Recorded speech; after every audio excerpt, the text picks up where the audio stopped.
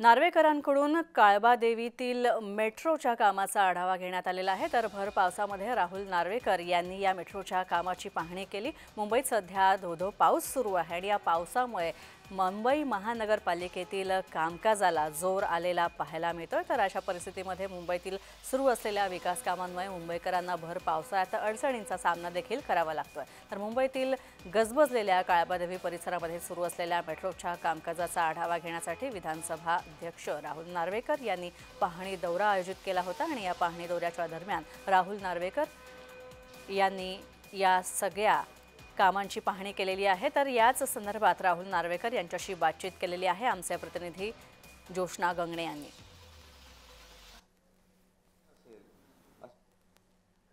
जे आहेत ते मेट्रो स्थानकाची पाहणी करण्यासाठी आला होता। माझ्या मतदारसंघातील JSS रोड म्हणजे जगन्नाथ शंकरशेठ रोड हा एक प्रमुख रस्ता आहे चिरा बाजारमध्ये आणि या ठिकाणनं या रस्त्यावरनंच सगळ्या मोठ्या गणपती बाप्पांच्या मूर्तीचं आगमन विसर्जन होत असतं आणि मिरवणुकी निघत असतात।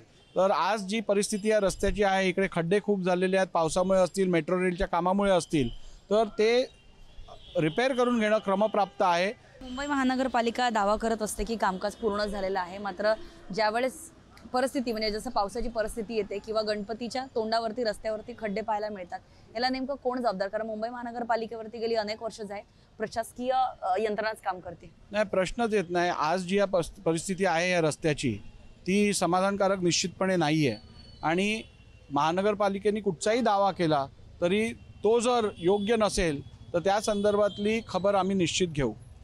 सर, तुम्ही प्रशासनाला खास करून काय सूचना दिल्या आहेत? फक्त रस्त्यांच्या संदर्भात दिलेल्या आहेत की गणपती मूर्ती? कारण इथे ट्रॅफिकच्या समस्या सुद्धा खूप जास्त आहेत। आजची फेरी किंवा आजचा हा राऊंड हा निश्चितपणे गणेशोत्सवाच्या पूर्वतयारी संदर्भातला होता। तर आपल्या सोबत होते राहुल नार्वेकर, ज्यांनी स्पष्ट सांगितलेलं आहे की महत्त्वाचा मुद्दा अधिवेशनाच्या काळात सुरू असताना मोबाईल बघणं हे योग्य नाही आहे, मात्र प्रशासन असो किंवा चौकशी अंती समोर स्पष्ट होईल की जाहिरात स्किप करत होते की खरोखरच व्हिडिओ गेम खेळत होते।